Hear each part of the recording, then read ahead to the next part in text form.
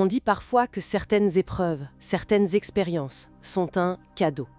Mais on parle rarement du coût, n'est-ce pas? C'est vrai, le prix à payer reste souvent dans l'ombre.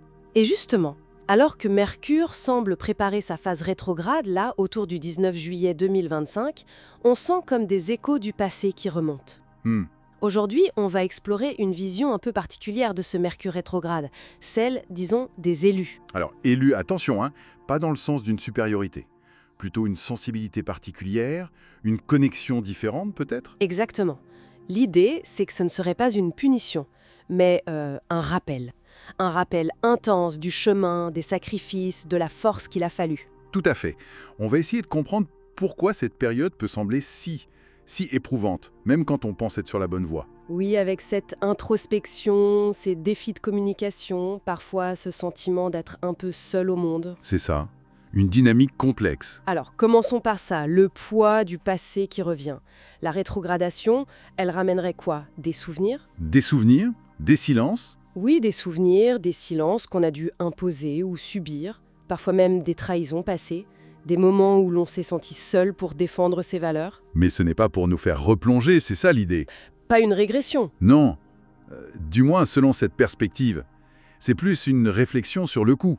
Le coût pour devenir la personne qu'on est devenue. D'accord, une prise de conscience. Et il paraîtrait même que ces personnes, ces élus, ressentent ça un peu en avance, comme des baromètres. C'est l'idée, oui. Une sensibilité qui fait qu'ils captent le changement avant que ce soit évident pour tout le monde. Mais alors, pourquoi cette impression de souffrir, même quand on pense faire tout bien? C'est ça le paradoxe, non? Exactement. C'est ce qu'on pourrait appeler le paradoxe de la souffrance alignée. On fait les bons choix, on lâche l'ancien, et pourtant, ça coince, ça fait mal. Oui. La rétrogradation, vue comme ça, elle mettrait en lumière les fardeaux qu'on porte en silence. Les douleurs qu'on a intégrées, mais qui sont pas tout à fait guéries. Ah, d'accord. Et ça expliquerait ce sentiment d'injustice parfois, d'être éprouvé sans raison apparente. Voilà. Et aussi ce sentiment d'invisibilité. On essaye de calmer le jeu, de soutenir les autres, et on a l'impression que personne ne le voit. Le silence autour de nos efforts. C'est ça. Mais ce silence, ça ne veut pas dire que ça sert à rien. C'est juste que ça opère à un niveau plus subtil, moins spectaculaire, disons. On n'applaudit pas ceux qui stabilisent en coulisses. Et ça mène souvent, on le sait, à des problèmes de communication, pendant Mercure rétrograde. Ah oui, le grand classique. Les mots qui dépassent la pensée, les intentions comprises de travers, cette impression que notre voix ne porte plus. Tout à fait. On a l'impression de parler dans le vide ou que tout est tordu. C'est très frustrant. Mais l'interprétation ici, c'est que ce n'est pas pour nous faire taire. Au contraire, c'est pour renforcer notre capacité à tenir notre vérité sans avoir besoin de l'approbation des autres. Ah, intéressant. Donc être incompris, ça voudrait pas dire qu'on a tort. Pas forcément. Peut-être juste qu'on est en décalage, un peu en avance sur la compréhension générale. La voix intérieure s'affine, elle cherche moins l'écho extérieur. D'accord. Mais si la communication est difficile et qu'en plus on voit des choses s'effondrer autour de nous, des amitiés, des projets, ça peut faire peur. On se dit qu'on a échoué, non? Justement, selon cette lecture, ce n'est pas un signe d'échec personnel. La rétrogradation viendrait juste à révéler ce qui était déjà fissuré. C'est-à-dire? Les amitiés qui n'étaient plus vraiment sincères, le job qui ne nous correspond plus, les projets basés sur la peur de manquer plutôt que sur un vrai désir. Donc ce n'est pas une destruction pour détruire? Non, plutôt un grand nettoyage. Le retrait de ce qui n'est plus aligné, de ce qui était faux. Et se sentir seul ou déplacé dans ce processus, c'est peut-être juste un signe qu'on a grandi au-delà des anciennes structures. Ça demande du courage quand même. Ah oui, clairement. Ouvrir la voie, c'est rarement confortable. Et tout ça, cette réorganisation extérieure, ça s'accompagne souvent d'une sacrée agitation intérieure, non? On parle d'hypersensibilité. Oui, cette impression d'être une éponge émotionnelle. C'est ça. Anxiété sans raison claire, tristesse qui débarque, irritabilité. Exactement. Et l'idée, c'est que ce serait lié à l'absorption des émotions collectives qui ne sont pas exprimées. La peur ambiante, la confusion générale. On capterait tout ça. En quelque sorte, ce ne serait pas de l'instabilité personnelle, mais une ouverture. Une capacité, peut-être une responsabilité, à filtrer le non-dit, le bruit ambiant, même les vieux deuils ancestraux karmiques. Ça doit être épuisant. Oui, c'est décrit comme épuisant, mais aussi comme faisant partie intégrante de cette sensibilité particulière. Et parfois, au milieu de tout ce tumulte intérieur et extérieur, on a l'impression que l'univers devient silencieux. Plus de signes, plus de messages clairs. Ah, le fameux silence cosmique. Ça peut être très troublant, oui. On se sent abandonné un peu. On peut le vivre comme ça, mais l'interprétation proposée, c'est que ce n'est pas un abandon, mais un test. Un test. Oui.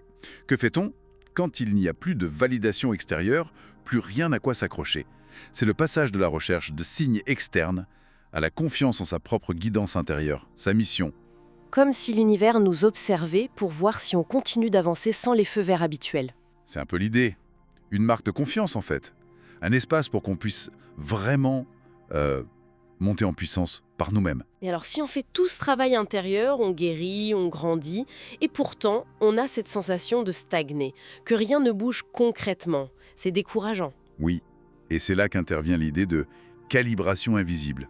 Ce ne serait pas une punition, cette stagnation apparente. Mais alors quoi? Une phase de préservation, d'ajustement fin.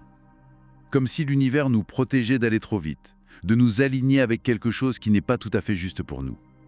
Une sorte de préparation en coulisses? Voilà, pour le bon moment, le fameux timing divin. Le monde intérieur se réaccorde, se réarrange pour qu'on puisse entendre notre propre note, notre propre puissance plus clairement. Ça demande du temps et du silence. D'accord. Et dans tout ce chaos potentiel, comment on fait pour rester stable, justement? Quand tout le monde autour semble perdre les pédales, être dans la réaction? C'est le rôle de l'ancre dans la tempête. Réussir à garder son calme intérieur, alors que les autres sont emportés par la colère, la peur, les projections. Mais cette stabilité, du coup, elle ne se voit pas forcément. Souvent non, parce qu'elle n'est pas dans la réaction. Elle est dans le fait d'assumer la fatigue, parfois la douleur, en silence. D'absorber l'énergie ambiante, de la traiter et idéalement de la transmuter.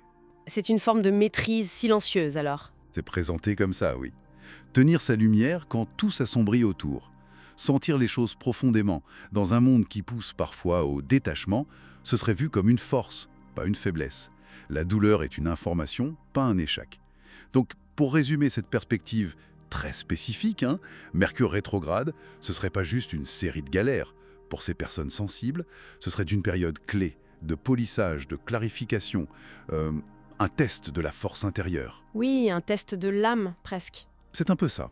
L'accent est mis sur la croissance silencieuse, la profondeur émotionnelle et surtout l'importance de se valider soi-même, sans attendre la reconnaissance extérieure, qui, souvent, ne vient pas pour ce travail invisible. Une période intense, donc, qui nous pousse à réfléchir sur notre propre résilience, notre propre force. Tout à fait. Et ça nous laisse peut-être avec cette question.